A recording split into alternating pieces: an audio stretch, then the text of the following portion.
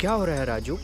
प्रियदर्शी सम्राट अशोक के आदेश से धर्मलेख पत्थर में खोदा जा रहा है। सुना है पहले भी सम्राट ऐसे धर्मलेख खुदवा चुके हैं। क्या संदेश दिया है सम्राट ने?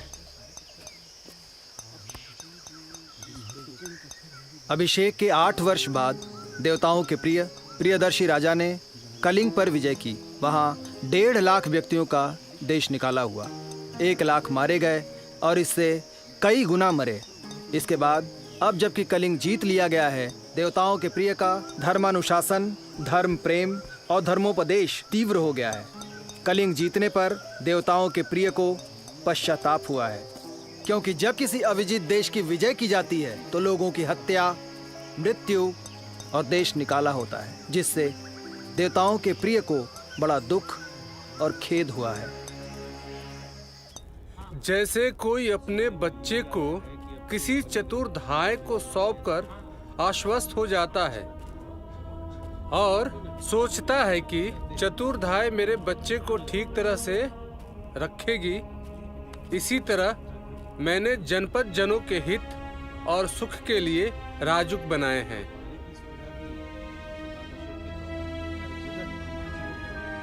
जिन्होंने पाषाण शिलाओं और स्तंभों में अपने धर्मलेख खुदवाकर प्रजा का सदैव प्रिय किया, ऐसे देवताओं के प्रिय, देवानाम प्रिय, सभी में सिर्फ अच्छा ही देखने वाले हमारे प्रियदर्शी धर्मराजा अशोक ने महानिर्वाण प्राप्त कर लिया।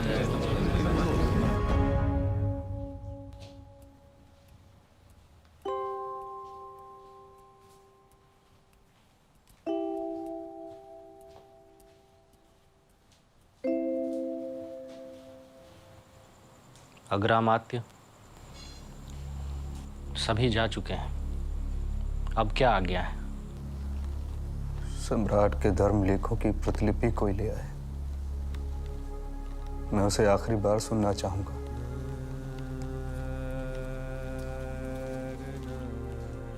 सम्राट तो आपके बचपन के मित्र थे। हम लोग साथ साथ मिट्टी में खेले, साथ साथ बड़े हुए, पर उसने मेरे साथ धोखा किया, मुझसे पहले चला गया। मैंने उसे बढ़ते देखा, मैंने उसे बदलते देखा। कोई मुझे पूछे कि क्या मनुष्य बदल सकता है, तो मैं अपने मित्र की ओर उंगली उठाकर कहूंगा, ये देखो अशोक, एक मनुष्य को मैंने देवता बनते देखा। जिस महान सम्राट की कल्पना आचार्य विष्णुगुप्त कौटिल्य ने की,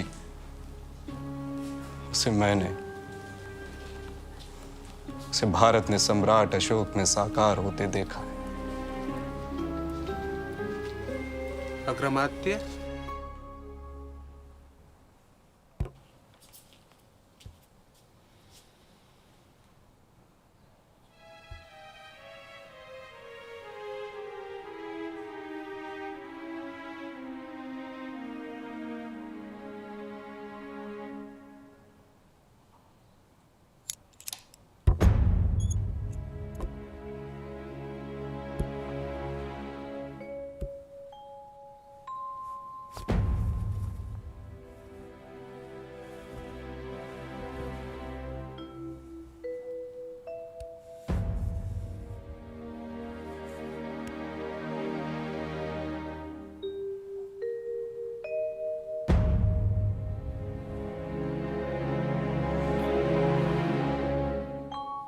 जैसे तथागत बुद्ध की शिक्षा उनकी धर्म काया है, वैसे ही पत्थर की शिलाओं और स्तंभों पर खुदे ये आलेख अशोक की धर्म काया है।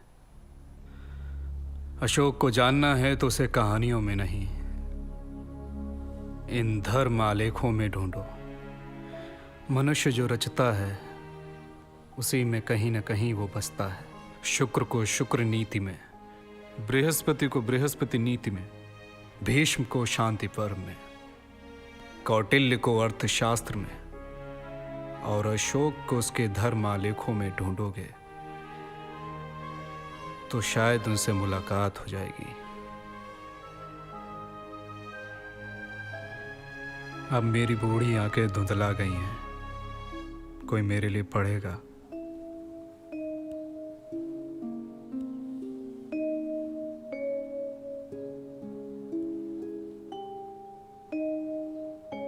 स्वर्णगिरी से आर्यपुत्र और महामात्रों की ओर से इसला के महामात्रों को आरोग्य की कामना करना और फिर कहना, परिव्राजिका वृत्ति कामा दरिद्रा विधवा प्रगलभा ब्राह्मण्य अंतःपुरे कृत सत्कारा महामात्र कुलानि अधिगच्छेत। महामात्र या महामात्य? कौटिल्य ने जहां महामात्र लिखा है उसे मैं कैसे बदलूं? दोनों का अर्थ एक ही है ना? हाँ आर्यपुत्र। आर्यपुत्र? यह आर्यपुत्र कौन है? तुम्हारे लिए मैं अशोक हूं राधे। जानता हूं, पर आदत बनी रहनी चाहिए ना। आप बैठे रहिए राधा गुप्त, अग्रमात्य अभी तक नहीं आए। चलो पीछे बैठो। बड़े भाई, आज मैं आगे ही बैठूंगा। जिसकी हिम्मत हो मुझे पीछे बिठाकर दिखा दे। युवराज सुसीम से तुम ऐसे कैसे बात कर सकते हो अशोक? सारे शिष्टाचार क्या मेरे लिए बने हैं? आर्यपुत्र, अगली बार ये गलती ना करना, नहीं तो हाथ ही नहीं रहेगा। प्रणाम अग्रमात्य। सभी मनुष्य मेरी प्रजा हैं। जिस तरह मैं चाहता हूं कि मेरे बच्चे इहलोक और परलोक में सभी तरह के हित और सुख प्राप्त करें, उसी तरह सभी मनुष्यों के बारे में मेरी इच्छा है। खेती के लिए उपयोगी भूमि लगान पर जिस भी किसान के नाम पर की गई हो, उसके मर जाने के बाद राजा को क्या करना चाहिए? ऐसे में राजा को अधिकार है कि वो उस भूमि को मृतक किसान के पुत्र या उत्तराधिकारी को दे या ना दे। लेकिन किसी ऊसर या बंजर जमीन को किसी किसान ने अपनी मेहनत से खेती के लायक बनाया हो तो राजा उसे कभी वापस ना ले।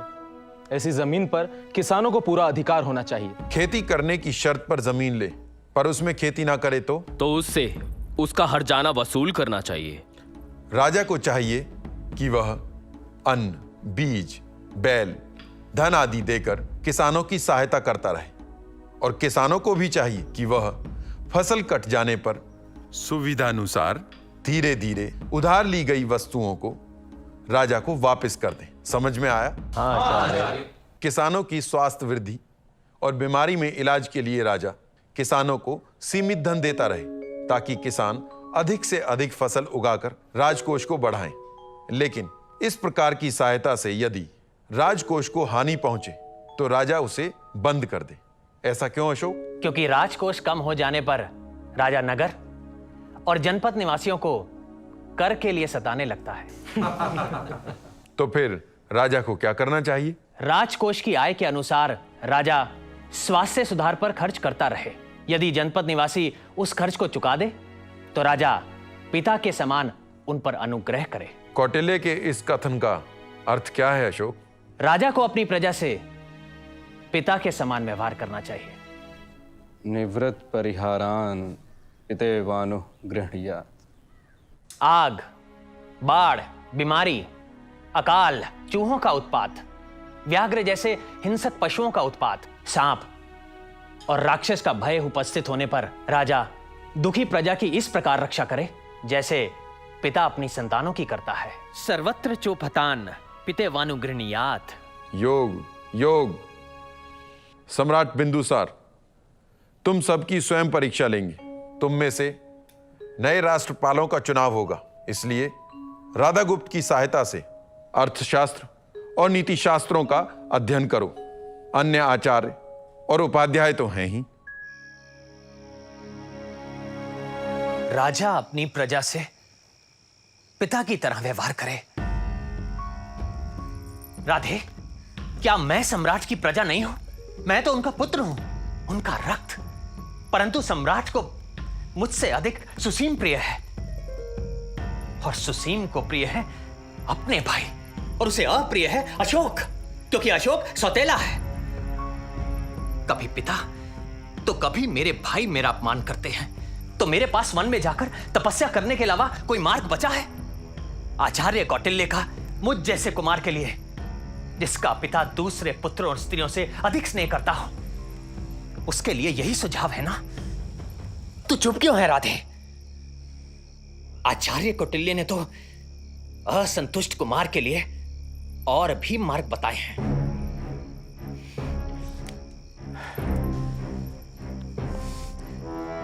पिता से द्रोह तक। अपने मन से पिता से द्रोह करने के विचार के बीज को उखाड़ फेंक, और कभी पनपने भी ना देना अपने मन में सुसीम और अपने भाइयों से द्रोह का विचार। सुसीम युवराज है, पर सिंहासन अभी उसके लिए दूर है। अपनी योग्यता साबित कर और मांग सिंहासन पिता से, पाटलिपुत्र से। और फिर भी सिंहासन ना मिला तो दोनों मिलकर तपस्या करेंगे, पर पहले राष्ट्रपाल तो बन।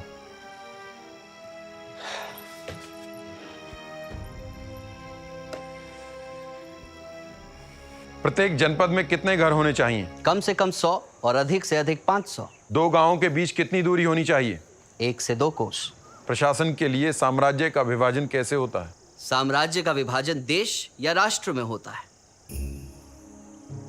शासन के लिए देश या राष्ट्र का विभाजन कैसे होता है? देश का विभाजन स्थानीय, द्रोणमुख, खारवटिक और संग्रहण नामक समूहों में होता है। 800 गांव के समूह को स्थानीय, 400 गांव के समूह को द्रोणमुख और 200 गांव के समूह को खारवटिक और 10 गांव के समूह को संग्रहण कहते हैं। स्थानीय के अधिकारी को क्या कहते हैं? स्थानिक। स्थानिक का कर्तव्य?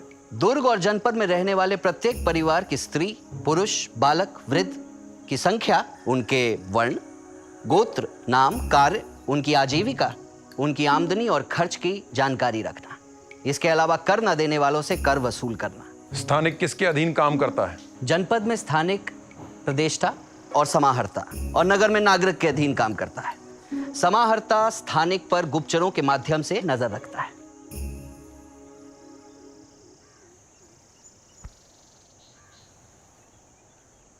ग्राम प्रशासन किसके द्वारा होता है? गांव का प्रशासन स्थानिक, गोप और ग्रामिक के द्वारा होता है। गोप किसे कहते हैं? 5-5 या 10-10 गांव का अधिकारी गोप होता है। गोप क्या काम करता है?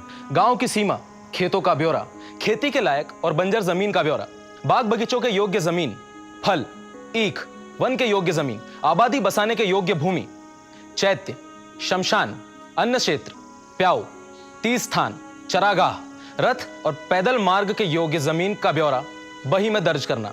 खेतों की लंबाई, चौड़ाई, खेतों से जाने के रास्ते, उनका नाप, किस व्यक्ति ने किस व्यक्ति को कौन सा खेत फसल उगाने के लिए दिया है, खेतों की बिक्री का ब्यौरा लिखना, किसानों को दिया हुआ ऋण, कर में की गई छूट आदि बही में दर्ज करना। इसके अलावा गांव में कितने घर हैं, जमीन की किश्त और मकानों का किराया देने वाले हैं या नहीं। इसके अतिरिक्त वर्ण के अनुसार गांव की जनसंख्या, गांव के किसान, ग्वाले, व्यापारी, मजदूर, कारीगर, दासों की संख्या, सारे पशुओं की संख्या, किससे कितना दंड, कितना सोना, कितना कर राजा को प्राप्त हुआ, सबका हिसाब बही में दर्ज होना चाहिए। गांव के सारे स्त्री, पुरुष, बालक और वृद्ध की संख्या, उनका वर्ण, गोत्र, नाम, उनकी आजीविका, उनका चरित्र, आमदनी और खर्च की जानकारी रखना, और कर ना देने वालों से कर वसूल करना भी गोप का काम है। गोप और स्थानिक किसके प्रति जवाबदेह हैं? गोप और स्थानिक प्रदेष्टा के प्रति जवाबदेह हैं। ग्रामिक और गांव या गांव के मुखिया को अर्थशास्त्र में क्या कहा गया है? ग्रामकूट या ग्रामाध्यक्ष। गांव में मकान बेचने के संबंध में क्या नियम है? मकान बेचने वाले मकान मालिक को चाहिए कि वो सबसे पहले अपने कुटुंबी, उसके बाद गांव की मुखिया और अंत में धनाढ्य से पूछे। मकान की कीमत कैसे तय की जाए? गांव के मुखिया गांव के बड़े बूढ़े, दूसरे गांव के मुखिया, 40 परिवार के पुरुषों के सामने ही मकान की कीमत कही जाए। गांव के मुखिया और ग्राम वृद्धों के सामने खेत, बाग, बांध, तालाब, हौज आदि के आधार पर मकान की कीमत तय की जाए और 3 बार बोली लगाई जाए। 3 बार बोली लगाने के बाद जो खरीदार बोली बोले उसे मकान बेच देना चाहिए। और यदि बोली लगाने वालों में होड़ लग जाए तो? यदि बोली बढ़ जाए तो बढ़ा हुआ मूल्य शुल्क सहित राजकोष में जमा कर दिया जाए। बेचने वाले से यह शुल्क लिया जाए। ग्राम्य के और कर्तव्य क्या हैं? ग्राम सीमा विवाद, खेतों की सीमा विवाद, तपोवन, चरागाह, सड़कें, शमशान, देवालय, यज्ञ स्थान, पुण्य स्थान, खलिहान आदि के विवाद सुलझाना ग्रामिक का कर्तव्य है। ग्रामिक का वेतन क्या है? 500 पर्ण। कर में किसे छूट दी जाए? नए तालाब और बांध बनाने वाले को 5 वर्ष तक, यदि उनकी मरम्मत कराए तो 4 वर्ष तक, यदि उनको बड़ा करे तो 3 वर्ष तक उनसे कर न लिया जाए।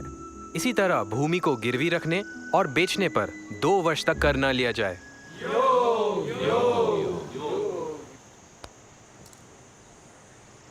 नगर की व्यवस्था का जिम्मेदार कौन है? नागरिको नगरम चिंतित। नगर की व्यवस्था के लिए नागरिक जिम्मेदार है। नगर को 4 भागों में बांटा जाता है। हर भाग एक स्थानिक के जिम्मे होता है और हर भाग के 10, 20 या 40 परिवार का जिम्मा एक गोप पर होता है। किसकी सूचना नगर में गोप या स्थानिक को देना आवश्यक है? जो अधिक खर्च करता हो, अधिक शराब पीता हो, जो छिपकर हथियार से लगे घाव का इलाज करवा रहा हो और घर में आए किसी भी अतिथि की सूचना गोप को देना जरूरी है। इसी तरह जिस किसी पर शंका हो या कहीं भी संदिग्ध व्यक्ति दिखाई दे तो उसकी सूचना गोप या स्थानिक को देना जरूरी है। गर्मी की ऋतु में नागरिक को क्या ध्यान रखना चाहिए? नागरिक को गर्मी के ऋतु में मध्याह्न के 4 हिस्सों में आग जलाने की मनाही कर देनी चाहिए।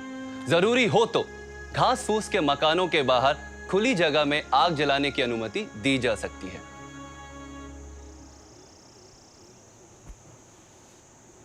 भूमि की सिंचाई के लिए राजा को क्या करना चाहिए? भूमि की सिंचाई के लिए राजा को नदियों पर बांध और वर्षा का जल एकत्र करने के लिए तालाब बनवाने चाहिए।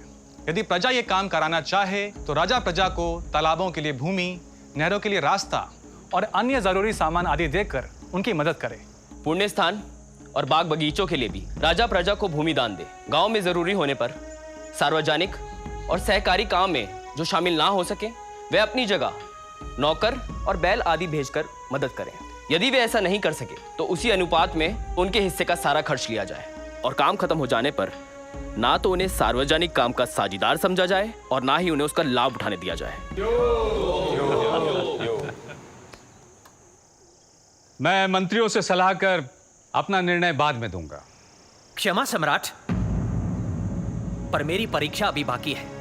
पढ़ाई के लिए तुम्हें समय मिल जाता है कुमार? इसका उत्तर तो प्रश्न ही दे सकते हैं सम्राट। अग्रमात, अशोक से प्रश्न कीजिए। अशोक, तुम प्रश्नों के लिए किसी भी विषय का चुनाव कर सकते हो। अग्रमाते खल्लाटक, क्या जीवन में हमेशा प्रश्न उत्तर का चुनाव करने देंगे? राजा को सबसे पहले किस पर ध्यान देना चाहिए? राजकोष पर। क्यों? क्योंकि राज्य के सारे कार्य राजकोष पर निर्भर करते हैं। कोष बढ़ाने के उपाय? राष्ट्र की संपत्ति को बढ़ाना, राष्ट्र के चरित्र पर ध्यान रखना, चोरों पर निगरानी, राज्य के अधिकारियों को रिश्वत लेने से रोकना, खेती को बढ़ावा देना, व्यापार लायक हर वस्तु को बढ़ाना, सही कर वसूल करना, स्वर्ण आदि भेंट को स्वीकार करना, ये सब कोष वृद्धि के उपाय हैं। राज्य अधिकारी या विभागों के अध्यक्ष कैसे राज्य के धन का गबन कर सकते हैं? राज्य सेवक या राष्ट्र सेवक 40 तरीकों से राज्य के धन का गबन कर सकते हैं।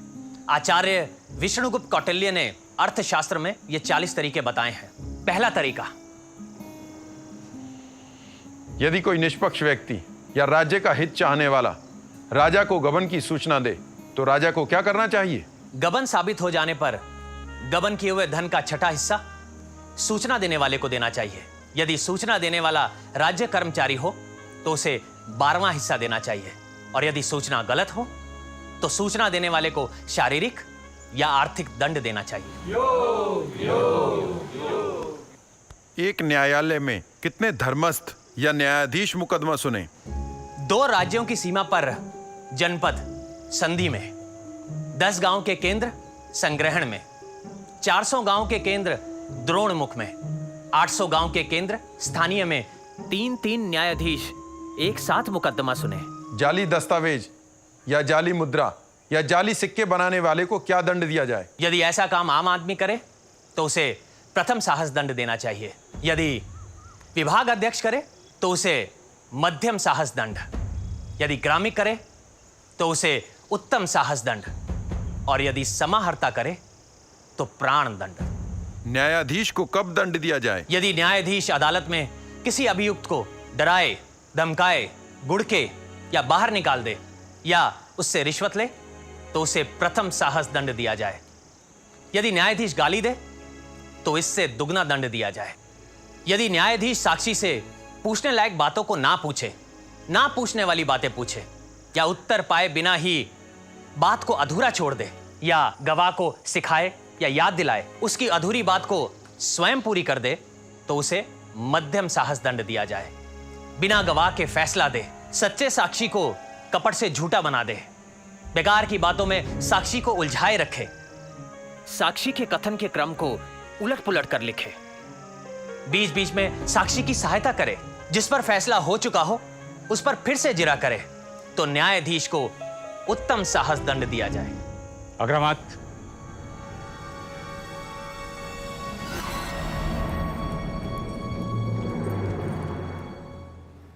क्या हुआ? सम्राट मुझे उज्जैनी भेज रहे हैं ताकि वो जब चाहें अपने प्रिय सुसीम को सिंहासन दे सके। अशोक, तुम हर चुनौती में विपत्ति देखते हो, मैं हर विपत्ति में अवसर।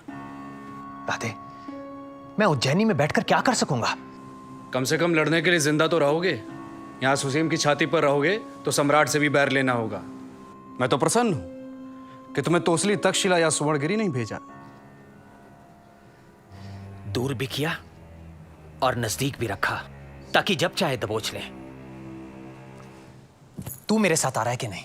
उज्जैनी में तेरे महामात्र होंगे, निर्णय तो सम्राट करेंगे, पर मेरे यहां रहने में तेरा हित है। तुझ जैसे मित्र को देने के लिए मेरे पास कुछ नहीं है राधे। मेरे पास है।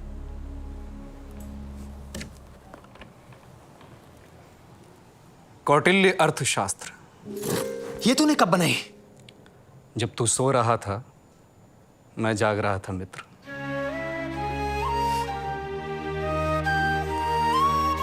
यह लेख इसलिए लिखा गया है कि नगर व्यावहारिक सदा इस बात का प्रयत्न करें कि नागरिकों का अकारण बंधन या अकारण दंड ना हो, और इसलिए मैं हर 5 साल पर एक महामात्र जो नर्म, क्रोध रहित और दयालु होगा उसे यह देखने के लिए भेजूंगा कि मेरे नगर व्यावहारिक मेरे आदेशों के अनुकूल आचरण कर रहे हैं कि नहीं।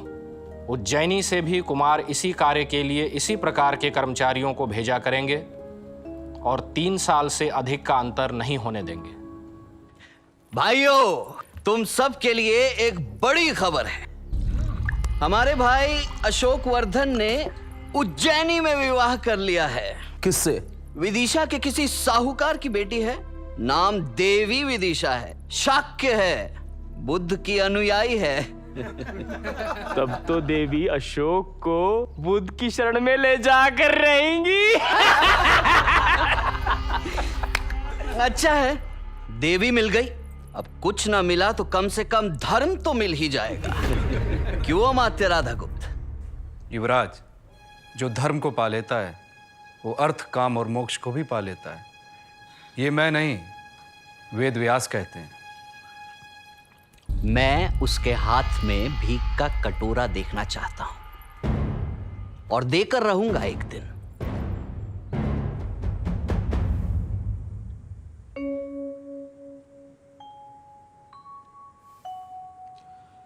यह लेख इस उद्देश्य से लिखा गया है कि महामात्र लोग सीमांत जातियों में विश्वास पैदा करने के लिए और उन्हें धर्म मार्ग पर चलाने के लिए लगातार प्रयत्न करें। सम्राट, सीमांत प्रदेश तक्षशिला में विद्रोह को कुचलकर अशोक पाटलिपुत्र की ओर बढ़ रहा है। मैंने उसे तक्षशिला में विद्रोह को कुचलने के लिए उज्जैन से तक्षशिला जाने का आदेश दिया था, पाटलिपुत्र आने का नहीं। क्यों आ रहा है वो पाटलिपुत्र? क्योंकि वो मुझे नीचा दिखाना चाहता है सम्राट। युवराज, इसमें अशोक आपको नीचा कैसे दिखा सकता है? क्योंकि जो मैं नहीं कर पाया वो उसने कर दिखाया। मैं विद्रोह को कुचल नहीं पाया और मुझे तक्षशिला से भागना पड़ा। तब सम्राट ने अशोक को भेजा। उसने तक्षशिला को रौंद दिया। क्षमा सम्राट, युद्ध से भागना युद्ध हारना नहीं होता। आप युवराज हैं, सिंहासन के उत्तराधिकारी। तक्षशिला तो फिर जीता जा सकता था। ठीक कह रहे हैं अमात्य राधागुप्त। वो तक्षशिला से सीधा उज्जैनी जा सकता था सम्राट। क्या सम्राट ने उसे ऐसा आदेश दिया था? नहीं। और एक विजयी पुत्र किसके पैरों में अपना सिर रखेगा? किसके पैरों में तक्षशिला से जीते हुए उपहार रखेगा और सम्राट से आशीष मांगेगा? किसके पैरों में सिर रखकर अनजाने में की गई भूलों के लिए क्षमा मांगेगा? और युवराज सुसीम को अशोक से कैसा भय? पाटलिपुत्र को अशोक से कैसा भय? यहाँ उसके पिता सम्राट हैं, माँ साम्राज्ञी है, भाई युवराज हैं, आचार्य मंत्री हैं, मित्र अमात्य हैं। क्या अशोक को अपने पिता से नहीं पूछना चाहिए कि पिता आपका स्वास्थ्य कैसा है? क्या पाटलिपुत्र ने अशोक पर प्रतिबंध लगा दिया है? क्या सिर्फ एक बुद्ध अनुयायी और एक वैश्य की बेटी से विवाह करने के कारण सम्राट उसे त्याग देंगे? देवी विदिशा भी आपकी प्रजा है सम्राट। सम्राट, अशोक का स्वागत करिए। अशोक की विजय आपकी विजय है, मौर्य साम्राज्य की विजय है। सुसीम, ठीक कह रहे हैं अमात्य राधागुप्त। अशोक का पाटलिपुत्र में स्वागत करो।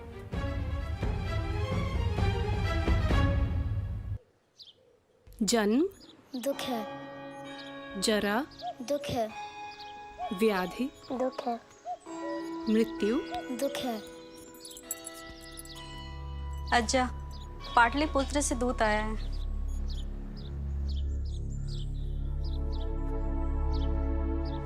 राष्ट्रपाल ने पाटलिपुत्र पर अधिकार कर लिया?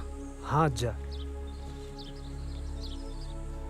क्या युवराज सुसीम ने पाटलिपुत्र का सिंहासन लेने से मना कर दिया?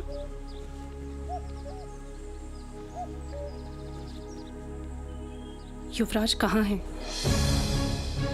मुझे पीछे बैठने को कहता था। तक्षशिला से भागते हुए तुझे शर्म नहीं आई? मुझे बंदी बनाना चाहता था ना तू? तो चल, आज मैं तुझे सदा के लिए मुक्त करता हूं। जो राधा गुप्त पाटलिपुत्र से, सम्राट से घात कर सकता है, वो तेरे साथ भी विश्वासघात कर सकता है अशोक।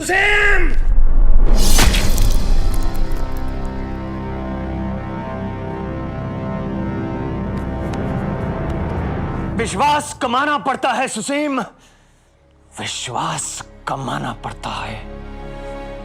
युवराज सुसीम नहीं रहे, कुमार के और भाई? वे भी नहीं रहे।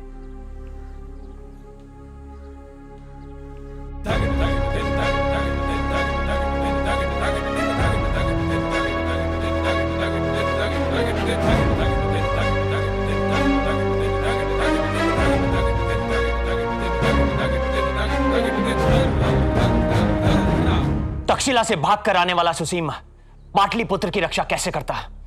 मैंने तक्षशिला से पाटलिपुत्र की अवहेलना का और कायरो से पाटलिपुत्र के अपमान का प्रतिशोध ले लिया। कुमार ने उनकी हत्या की।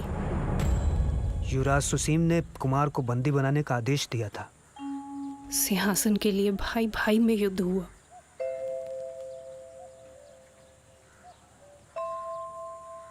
महाराज, वे इस गृह युद्ध का आघात ना सह सके और चल बसे।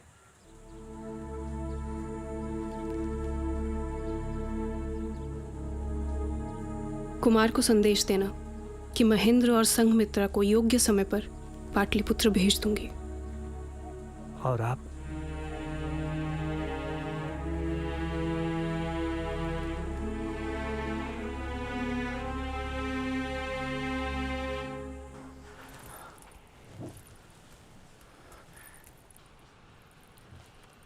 तू अकेला क्यों आया राधे? देवी ने पाटलिपुत्र आने से मना कर दिया। क्यों? अशोक, तू शासन में ध्यान दे, देवी को फिर मना लेंगे। क्या कहा देवी ने? वो बुद्ध शासन की सेवा में ही रहना चाहती हैं। राधे, क्या कहा देवी ने? देवी ने मुझसे पूछा। भैया राधे, क्या सम्राट बिंदुसार चाहते थे कि एक बुद्ध अनुयायी पाटलिपुत्र की साम्राज्ञी बने? क्या मैं उस साम्राज्य का उपभोग कर सकती हूँ जिसकी नींव में हिंसा की कीच और रक्त का दलदल है। पाटलिपुत्र में महेंद्र और संघमित्रा को पिता का स्नेह मिलेगा या हत्या, या रक्तपात को भी सही ठहराने वाली राजनीति की करुणाहीन सीख। फिर भी मैं महेंद्र और संघमित्रा को उनके पिता के पास जरूर भेजूंगी।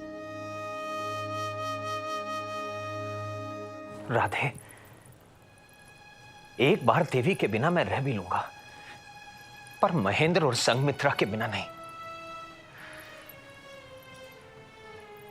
संभाल तू पाटलिपुत्र, मैं जा रहा हूं विदिशा। राजन, आपको स्मरण कराना मेरा धर्म है। प्रजा के सुख में राजा का सुख है, प्रजा के हित में राजा का हित है। आपकी वेदनाओं, संवेदनाओं और स्नेह से बड़ा है साम्राज्य और शासन। पहले देश संभाल लो, फिर परिवार। तू इतना क्रूर और निर्मम कैसे हो सकता है राधे?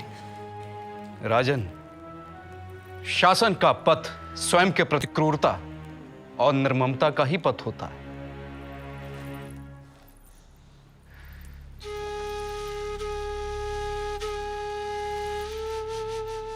सभी अध्यक्षों को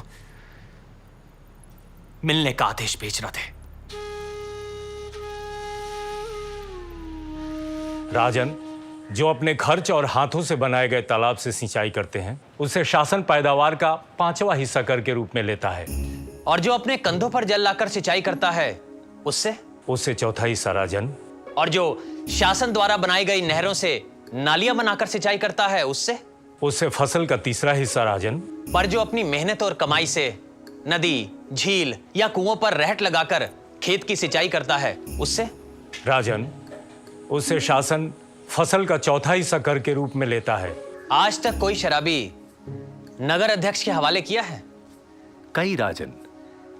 जो व्यक्ति अपनी धरोहर, सोना चांदी आदि वस्तुओं को गिरवी रखकर शराब पीता है, तो उसे नगर अध्यक्ष के हवाले कर दिया जाता है।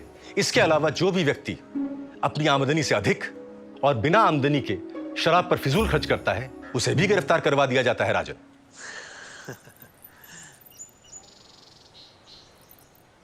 नगर में घटिया शराब क्यों बेची जा रही है?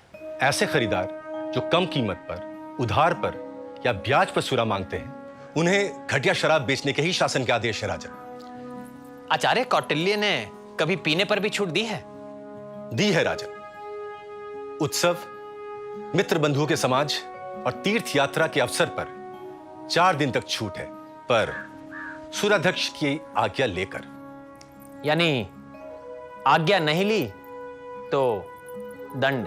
हाँ राजन, बिना आज्ञा के उत्सवों पर मूल्य का 5%। इस शुल्क के अतिरिक्त रोजाने की बिक्री और नाप तौल की सही जानकारी लेकर उसका 16वां हिस्सा कर और नकद आमदनी का 20वां हिस्सा कर के रूप में शासन लेता है। पर हर हाल में उनसे अच्छा व्यवहार रखने का शासन का आदेश है। किससे? शराबी से या शराब बेचने वाले से? कर देने वाले से। राजन, क्या गणिकाएं अपनी आमदनी और अपने साथ रहने वाले पुरुषों की खबर शासन को बराबर देती हैं? हाँ राजन। बाहर से आई नट मंडली हर खेल पर शासन को कर देती है? 5 पर्ण हर खेल के हिसाब से देती है राजन। रूप से जीविका कमाने वाली गणिकाओं से शासन कितना कर लेता है? उनकी महीने की आमदनी से 2 दिन की आमदनी। राजन, अस्तु। अमात्य, आचार्य कौटिल्य की सूची में ऐसा कोई नाम है जिससे वो कर नहीं लेते? आचार्य कौटिल्य आय के हर स्रोत पर कर की अभिलाषा करते हैं, और जहां कर नहीं लेना चाहिए वहां कर नहीं लेने का निर्देश भी करते हैं। मछुआरों से उनकी आमदनी का 6ठा हिस्सा शासन कर के रूप में लेता है। राजन, बंदरगाहों पर मूल्य का 5वां या 6ठा हिस्सा कर के रूप में लिया जाता है, परंतु सामान में अगर पानी लग जाए या सामान का नुकसान हो जाए तो कर आधा कर दिया जाता है या माफ कर दिया जाता है। ऐसा कोई है जिससे नदी पार करने का शुल्क नहीं लिया जाता? ब्राह्मण, सन्यासी, बीमार, बालक, राजदूत, हरकारा और गर्भवती स्त्री से शुल्क नहीं लिया जाता है। राजन, राधागुप्त, क्यों ना प्रजा की भलाई के लिए राजा के आदेश देश में चारों ओर मार्गों पर और अन्य सार्वजनिक जगहों पर लिखे जाएं? आचार्य कौटिल्य ने शासनाधिकार में से सर्वत्र कहा है राजन। सम्राट चंद्रगुप्त और सम्राट बिंदुसार के कई लेख पत्र लकड़ी के स्तंभों पर लिखे गए हैं। 4 साल से पाटलिपुत्र कुमार अशोक के राज्याभिषेक की प्रतीक्षा कर रहा है और 4 साल से कुमार अशोक आपकी प्रतीक्षा कर रहे हैं। कब लेने आए कुमार आपको? राधे भैया, मैं गौतम बुद्ध के कुल में पैदा हुई हूं। जानती हूं अभिलाषा दुख का कारण है, इसलिए न कुमार से न किसी से मैं कोई अभिलाषा करती हूं। कुमार से कहना मुझे धर्म में स्थिर रहने दे। मैं पाटलिपुत्र नहीं जा सकती।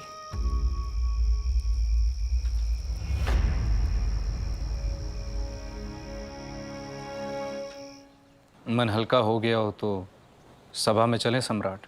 उत्सव में सभी आपकी प्रतीक्षा कर रहे हैं। राधे, मेरा राज्य अभिषेक हो गया। सभी ने सम्राट कहकर मेरा अभिनंदन किया। मौर्य सम्राट अशोक वर्धन की जय का पहला घोष तूने किया। बचपन से आज तक सम्राट अशोक शब्द सुनने के लिए मैं तड़प रहा था, और आज जब सुना तो मैंने जाना कि इससे भी एक प्रिय शब्द है जिसके लिए मैं अब तड़प रहा हूं।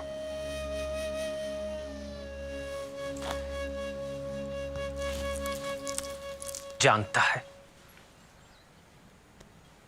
वो शब्द क्या है? मेरी बेटी संघमित्रा के मुंह से स्नेह से भीगा शब्द पिता।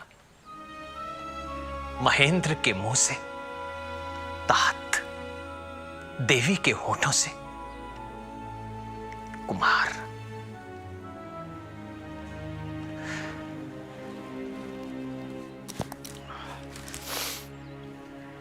पर शायद तू ठीक ही कहता है। शासन का पथ स्वयं के प्रति क्रूरता और निर्ममता का पथ होता है।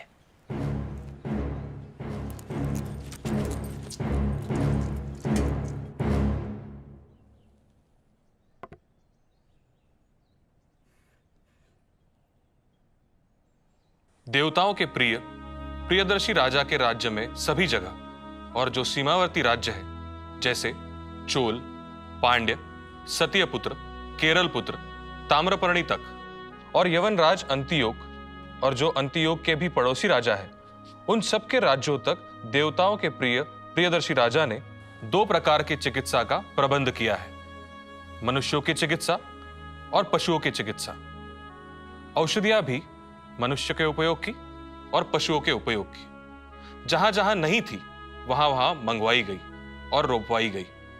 इसी प्रकार मूल और फल भी जहां जहां नहीं थे वहां वहां सभी जगह मंगवाए गए और रोपवाए गए। मार्गों पर पशुओं और मनुष्यों के आराम के लिए कुएं खुदवाए गए और पेड़ भी लगवाए गए।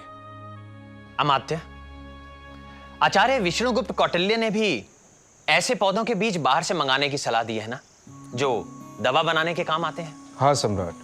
अर्थशास्त्र में शुल्काध्यक्ष अध्याय में।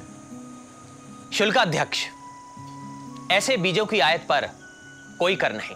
प्रादेशिक, जब गृह निर्माण का नियम है कि सूती का गृह को छोड़कर सब मकानों में शौचालय होना अनिवार्य है, तो इस नियम का उल्लंघन करने वाले को दंड क्यों नहीं दिया गया? क्या ग्रामिक इस नियम से अनभिज्ञ हैं? मैं क्षमा चाहता हूं सम्राट।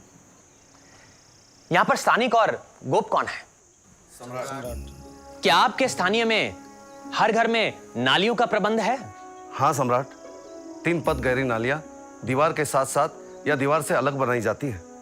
किसी भी मकान मालिक के गड्ढा खोदने, शौचालय या पानी के निकलने के ठीक प्रबंध ना होने से पड़ोसियों को होने वाले कष्ट पर तुरंत कार्रवाई की जाए और दोषी गृह स्वामी को पूर्व साहस दंड दिया जाए। पानी जमा होने से किसी की दीवार को नुकसान हो तो दोषी को दंड दिया जाता है। 12 पड़ दंड दिया जाता है सम्राट। और कोई मल मूत्र आदि से मार्ग में रुकावट उत्पन्न करे तो 24 पढ़ दंड दिया जाता है सम्राट। क्या मैं आशा कर सकता हूं कि भविष्य में इस तरह के विषय ग्रामीण स्तर पर ही सुधर जाएंगे? सम्राट।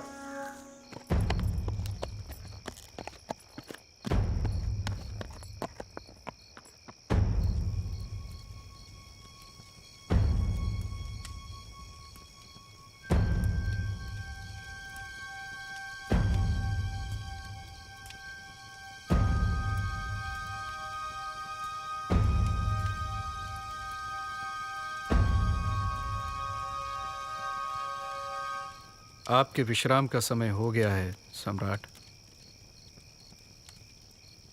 राधे, पहले सुसीम का बेटा निग्रोध, फिर मेरा छोटा भाई, फिर संगमित्रा का पति और मेरा जमाता अग्नि ब्रह्म भिक्षु बना, और अब महेंद्र और संगमित्रा भी प्रवज्ञा ले रहे हैं। महेंद्र को पाटलिपुत्र का साम्राज्य नहीं चाहिए, वो तो धम्म सेना का सैनिक बनना चाहता है। सम्राट अशोक का बेटा और बेटी महेंद्र और संगमित्रा घर घर जाकर भिक्षा मांगेंगे। ऐसा क्या है इस धम्म में जिसके लिए देवी ने, महेंद्र ने, संगमित्रा ने, अग्नि ब्रह्म ने, तिष्य ने संसार के सारे सुखों को ठोकर मार दी? बुद्ध उसे निर्वाण कहते हैं सम्राट, और वेद उसे मोक्ष। मोक्ष? निर्वाण?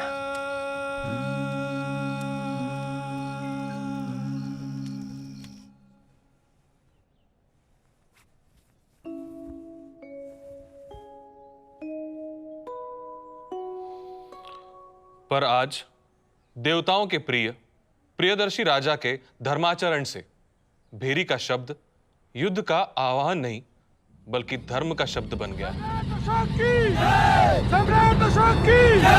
सम्राट अशोक की! सम्राट अशोक की! सम्राट अशोक की!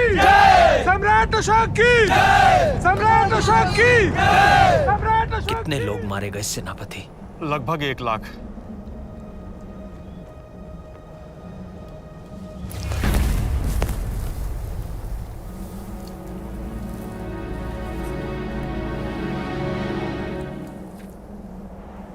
और कितने घायल?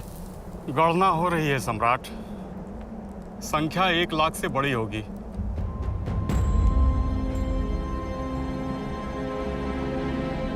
ये मैंने क्या कर दिया? ये मैंने क्या कर दिया राधे?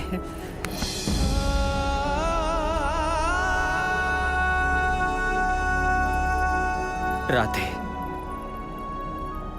महेंद्र ने धर्म का मार्ग चुनकर सही किया, वरना आज वो भी मेरे पापों का भागी होता।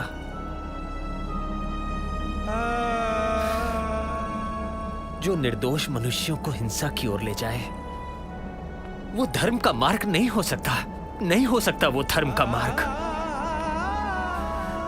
खून बहाकर हिंसा से पाई विजय जीत नहीं, वास्तव में हार है। मैं हार गया।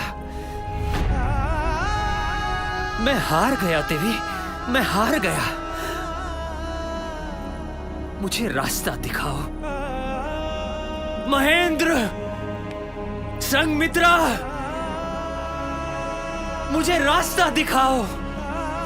मुझे रास्ता दिखाओ। मुझे रास्ता दिखाओ। मुझे रास्ता दिखाओ।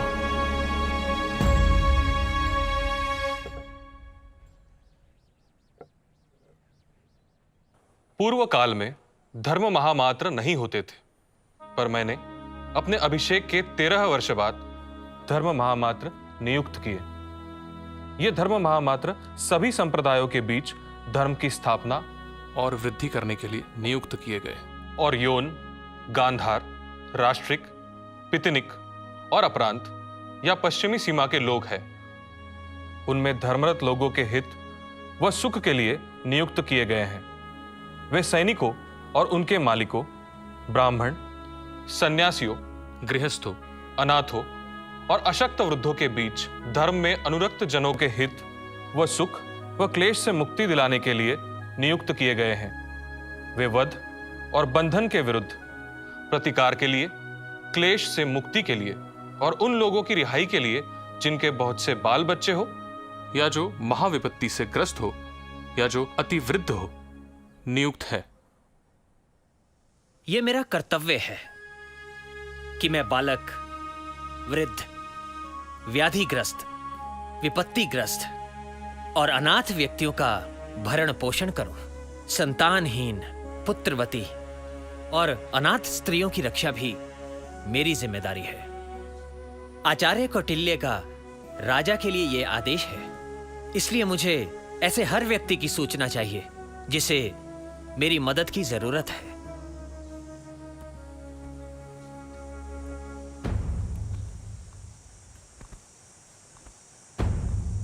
यदि कोई समर्थ होने पर भी अपने बच्चों, स्त्रियों, माता पिता, नाबालिग भाई बहन, अविवाहित या विधवा बहन का भरण पोषण नहीं करता तो उसे 12 पणों का दंड दिया जाए। लेकिन ये बच्चे, स्त्री आदि किसी कारण पतित हो गए हों तो वो जिम्मेदार नहीं है। पर यह निषेध मां के लिए नहीं है।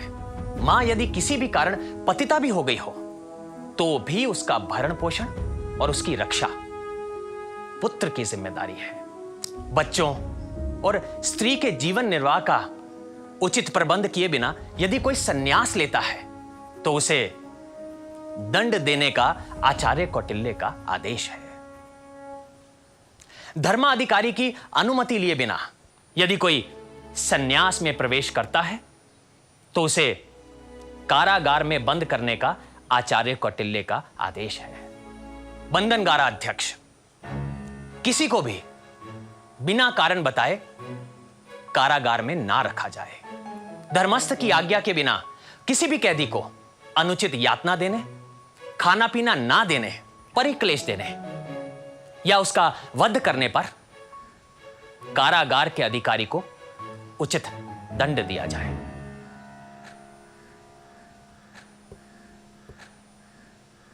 प्रतिवेदकों को हिदायत है कि हर समय, चाहे मैं खाता रहूं या रनिवास में रहूं या शयन गृह में रहूं या पशुशाला में रहूं या धर्मोपदेश स्थान में रहूं या उद्यान में रहूं, सभी जगह प्रतिवेदक मुझे प्रजा का हाल सुनाएं।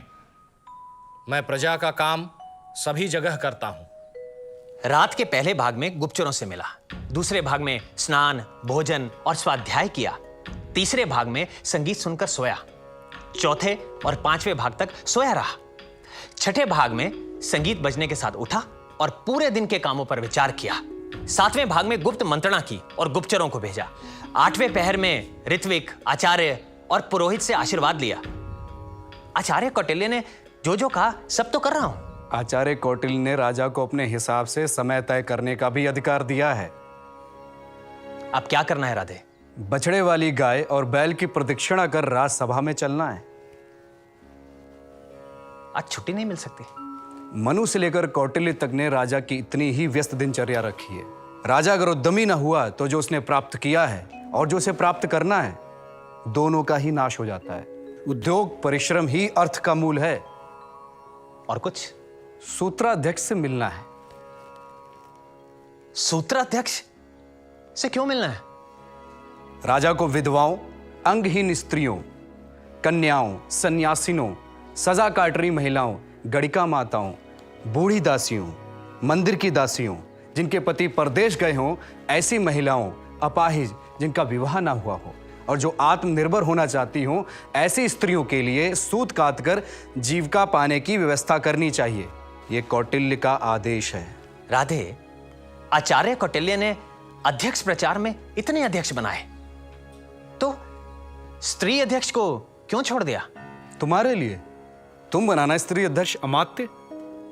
कलिंग युद्ध ने स्त्री अध्यक्ष महामात्र की आवश्यकता महसूस करा दी देवानाम प्रिय प्रियदर्शी को। आगे पढ़ूं अग्रमात्य।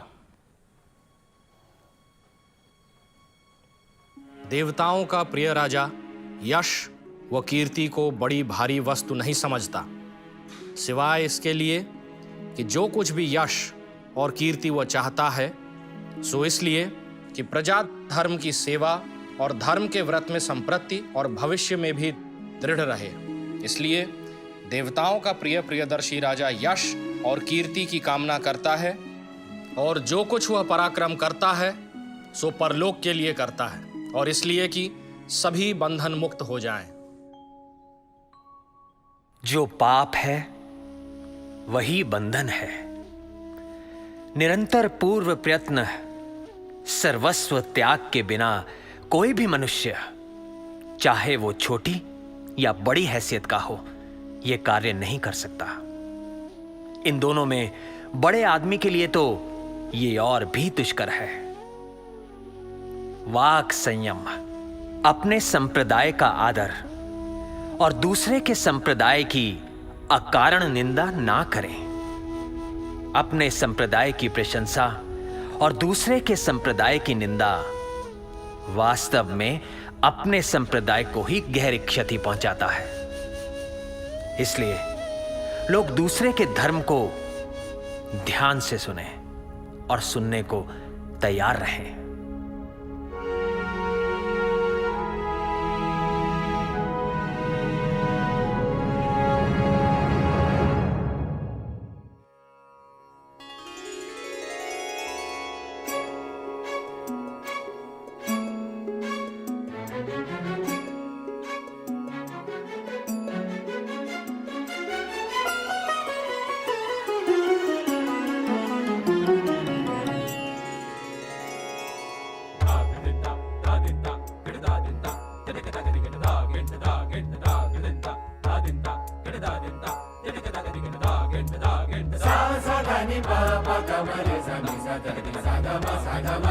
Sa